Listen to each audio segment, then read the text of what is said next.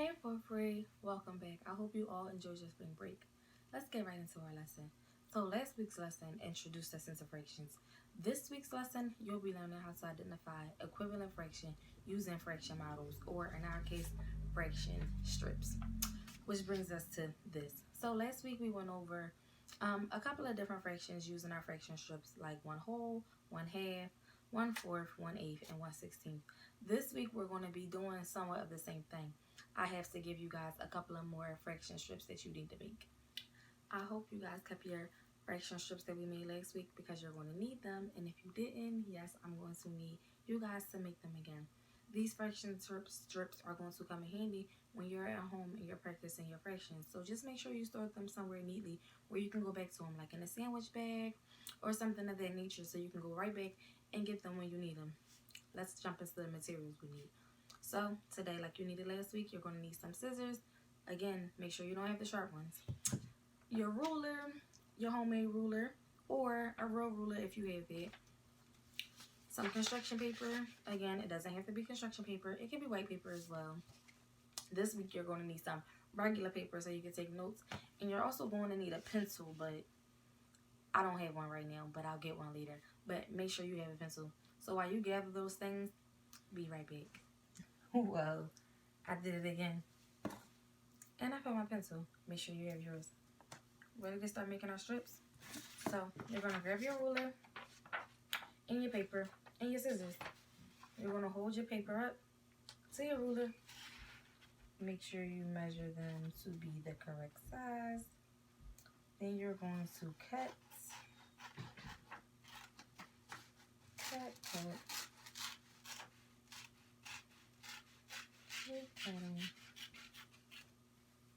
And there you have it, your first strip. Now this time we're only going to be making 3 different strips. We're going to be making a 1/3, a 1/6, and a 1/12 strip. So you're only going to need 3 of these. Now let me show you how we're going to fold a 1/3. So instead of folding your 1/3 this way, no, we're not going to do it that way because that makes 2. We are going to take your paper and you are going to fold it into 3.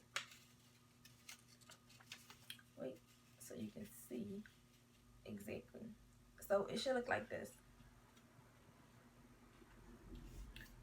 And again, you are taking your paper and you're just bending it so it can fold into 3 different parts. And once you fold your paper into 3 different parts, you are going to fold it on the creases. And now you should have 3 different parts. Then you're going to cut one part off. That's 1. 2 parts off, and that is 2. And now you have 1/3. And of course, you are going to label it 1/3.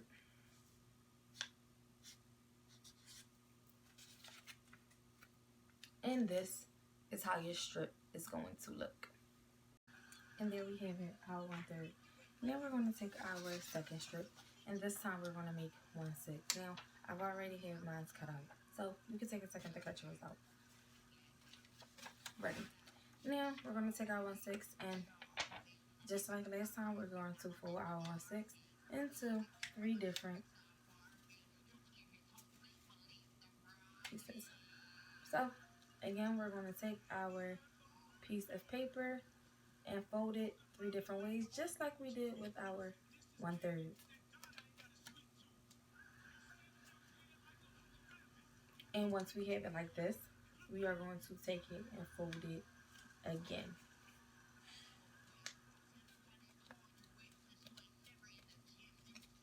And once you fold it this way, you should have your 1/6. Now, we're going to open it back up right here. Take your scissors And you're going to cut right where you folded it in half at. And once you cut, you will now have 1/6. Don't forget to label it.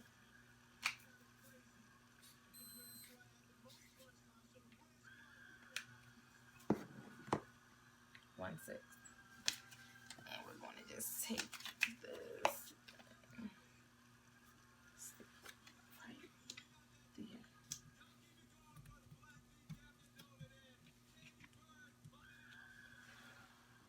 And there we have it, our 1/6.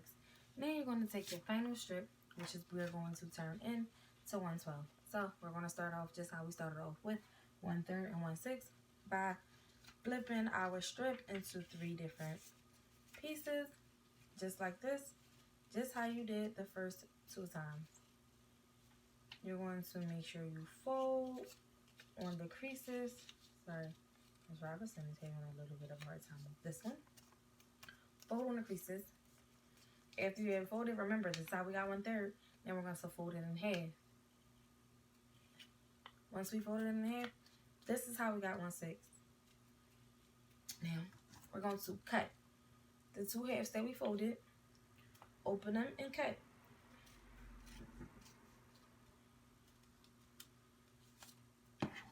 With that, we should have 2 sides. Put one side down, take the other side, and fold that in half, just like this.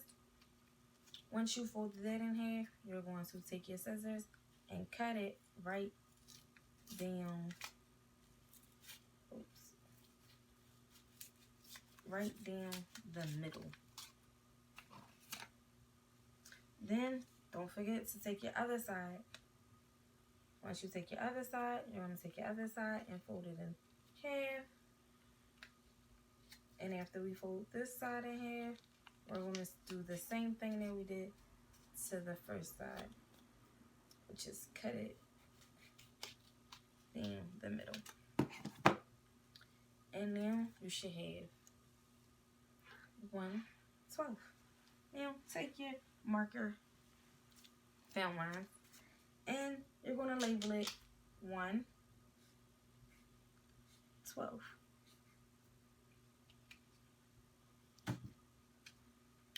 Just like this. Can you guys see it? 1/12. And there you have it, 1/12.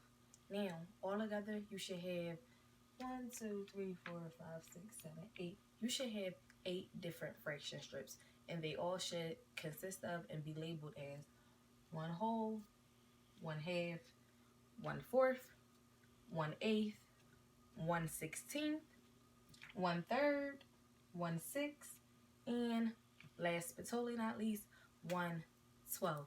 And that's all of your fraction strips that you get to practice with and use at home when you are doing fractions.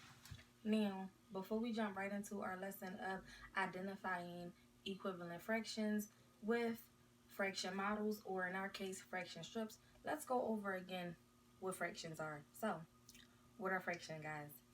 Fractions are a number that is a part of a whole or a number that is a part of a group, which is right here. What is a fraction?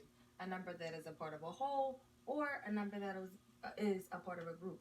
And with fractions, you have your numerator, which is on the top, and your denominator, which is on the bottom. The numerator represents the top number, and that represents the part, while the denominator represents the bottom number, and that represents the whole. So now that we got that squared away, let's get into identifying equivalent fractions with strips. So one thing we want to remember, guys, when we're talking about fractions, that we're talking about equal parts of a whole. Every fraction starts out as a whole, which we have at the top right here, 1 whole. So this equals 1 whole. And if we were to take 1 whole and break it up into 2 pieces, we will have 1/2. Now, if we were to take that same strip of 1 whole and 1/2 and break it into 4 different pieces, we will now have 1/4. Now, let's take it a step further. How many fourths does it take to make 1/2? Now, as you can see, the half is broken up into 2. And on this side, we have 1, 2. So, 2/4 are equivalent to 1/2. Now, let's take our same 1 whole strip and break it into 8 different pieces. Now, we have 1/8. But how many 1/8 does it take to make 1/4? Let's count them. So here we have 1, 2, 3, 4.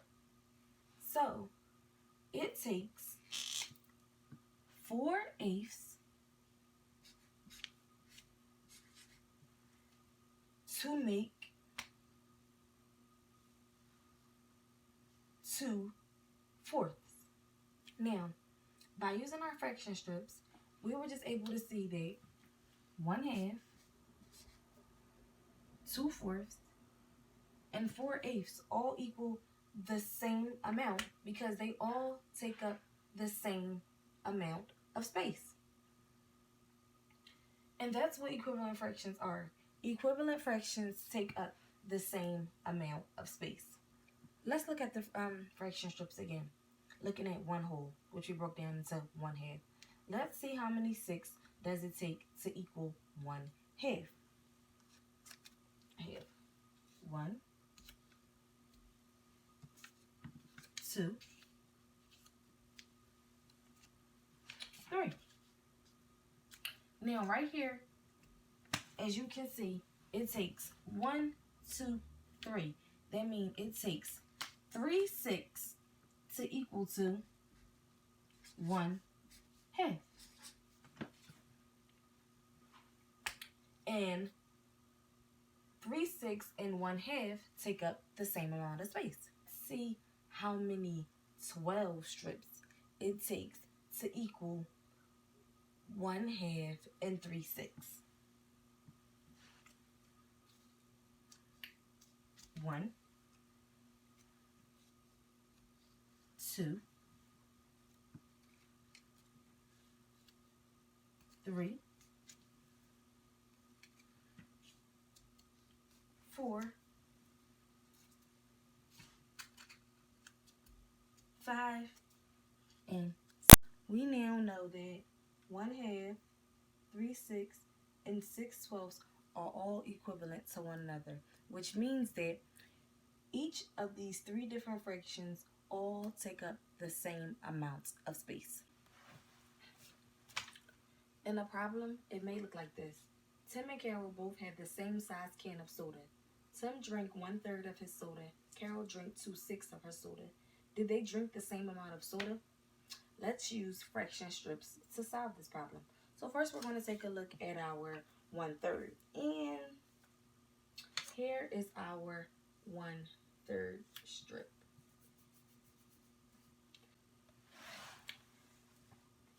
Now, let's look at how much soda Carol drank, which was 2/6.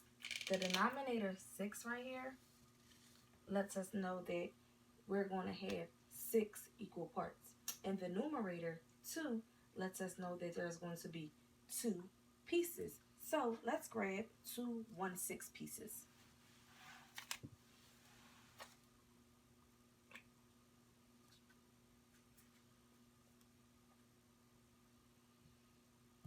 One, 2. And there you have it.